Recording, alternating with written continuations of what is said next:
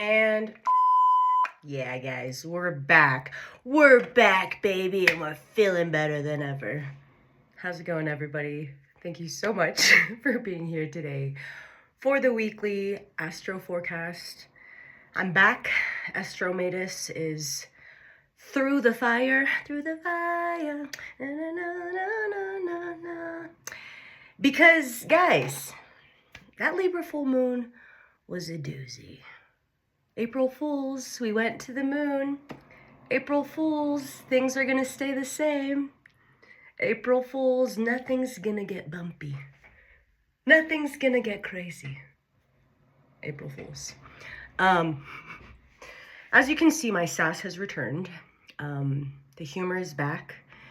Because sometimes in life, we can feel like things get so serious, so intense, so explosive that we can really lose ourselves in relationships, in connections, in dynamics. And that Libra full moon, you guys, as a Venus in Libra, 28 degrees in the 11th house, that was a lot. And it definitely felt like a personal attack. It definitely felt like it showed up in everybody's life on an individual level in such a bizarre, intense, contrasting way that really showed us what changes needed to be made and what changes kind of felt like were already underway, but this gave space and freedom and energy to really fully move and really fully take off. I'm picturing a, flower floating down the river where it's like there's spots and moments where the tension got so high and things got so explosive, but then they calm down. And this is the nature of Aries, you guys. And if we just take a second to look at the chart from the 16th through the 20th, don't worry, I drew it up for you. That's what we're looking at. There's the chart. Aries. It me. So you need to know, guys, where you have Aries in your chart. Where do you have it? Where is this expressing itself in your life? And you can look to that house to see how that medicine is really impacting you on a personal level and blowing up your chart right now, basically. For me, I don't have planets in Aries, but my house of Aries is 5th house. Your sun house, your self-expression, your way of putting yourself out there, your ability to be seen and be visible. And I'm a 12th house sun, okay, guys? I'm a 0-degree Scorpio 12th house sun with Mercury and Pluto. So for me, it is pushing on those visibility wounds. And it's going even further with Jupiter and Cancer and really feeling this sense of fear around being seen, fear around being misunderstood, being projected on, being attacked for just being my authentic self. And everybody's going through this to an extent, again, depending on where you have it in your chart. But guys, it's only going to intensify the themes of Aries. So let's break down just the very basics of getting to Aries, you guys. The first sign of the zodiac, this is your emergence into the world. This is your physicality, your body, your image, what you identify with, your consciousness, your frequency, your unique auric field and self and ego as well. That is the unbalanced version of Aries, okay? And competitiveness and violence and anger and war. Look where we are in our collective right now, you guys. Look how the astrology is astrologying. And even if you don't study it deeply, you can see the effects collectively. And you can see how there is so much personal trauma coming up for the individual. And this is showing up in our communications. This is showing up in anger, in frustration, in conflict, because what's happening is as we move into this second part of the year, you guys, those areas need to be cleaned up.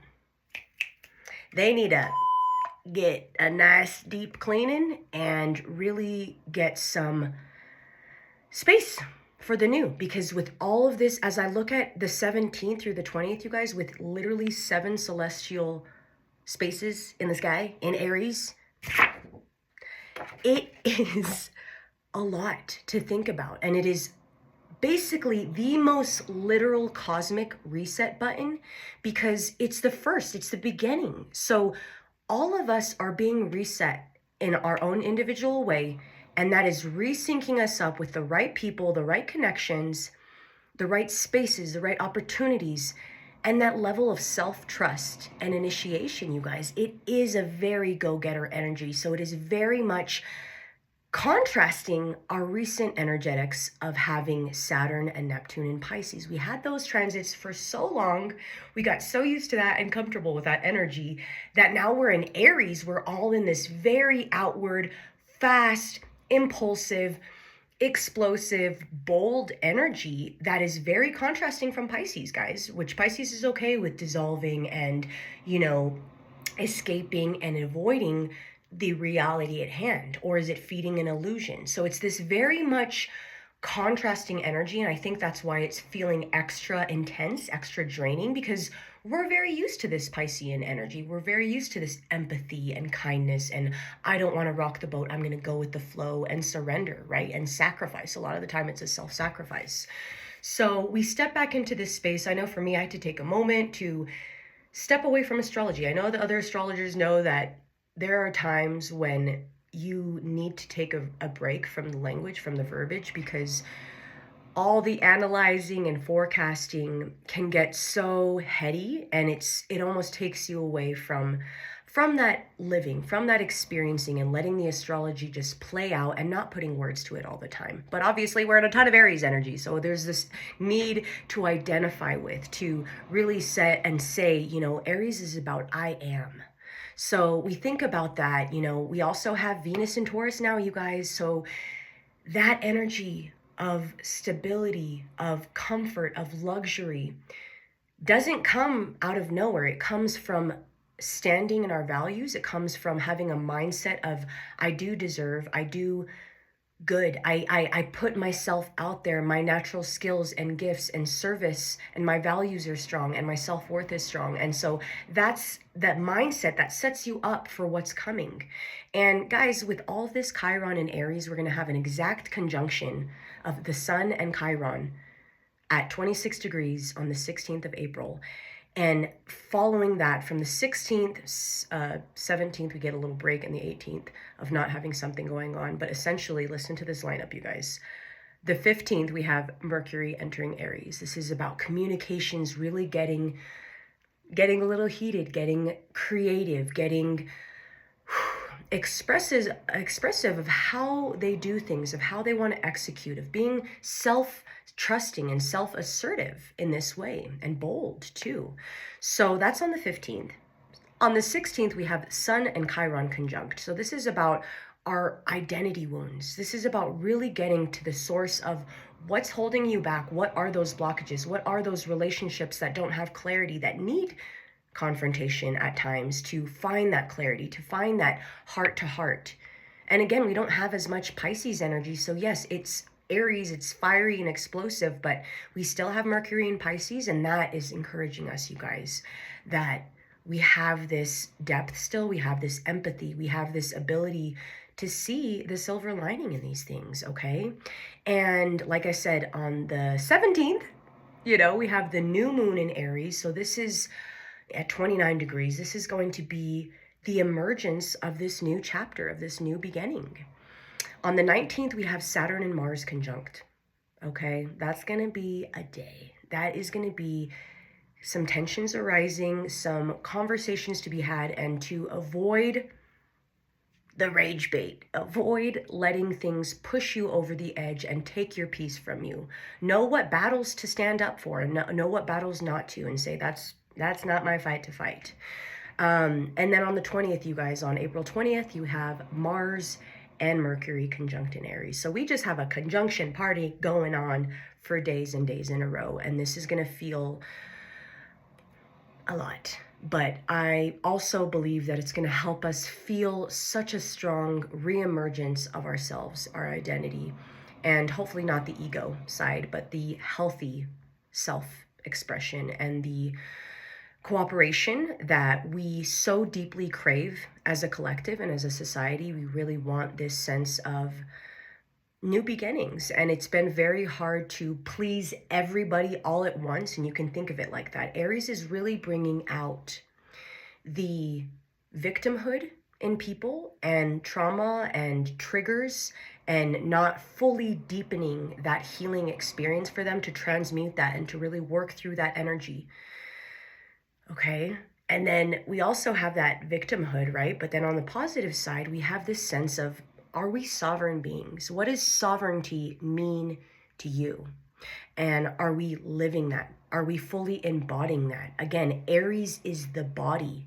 It's our physicality. It's how we move through the world, our strength, our stamina. And so it can be going like this a lot right now, because with that Libra full moon, again, we have to find balance. We have to find the harmony in that. But in order to do that, we do need the contrast.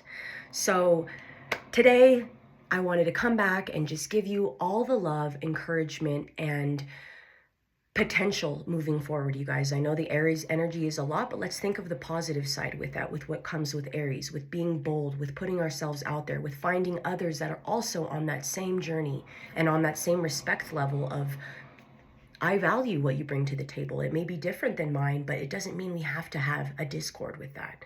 How do we work together in this, where we're honoring both of our needs and showing up and really working on that axis of Aries and Libra, of the contrast of the self, the other, relationships, connection, how to find mutual respect and agreement. What are the higher octaves of that Venus, you guys? And Venus in Taurus is teaching us through the uncomfortable emotions, through those feelings, what needs to go, what needs to stay, what is getting reworked, and what is like peacing out. So thank you guys so much for being here. I'm so happy to be back. Everything's good. We have started soccer season, so I am so excited to be in my Aries of soccer mom and just cheering my sons on, cheering my husband on, who coaches for the team, and all the amazing things that we're stepping into, you guys. This is a brand new energy. All this Aries is the Kickstarter for the months to come. So sending all the love. Thank you for being here. As always, you guys are amazing. And you know where to find me for personal readings. I'm finishing up some of my last written reports and then taking a little breather with that. I have just a limited amount of readings for a reading style in my shop, so you know where to find me for that. And again, thank you guys so much for being here. You're wonderful. You are awesome. See where you got that Aries in your chart, and I will see you guys on the next one. Bye.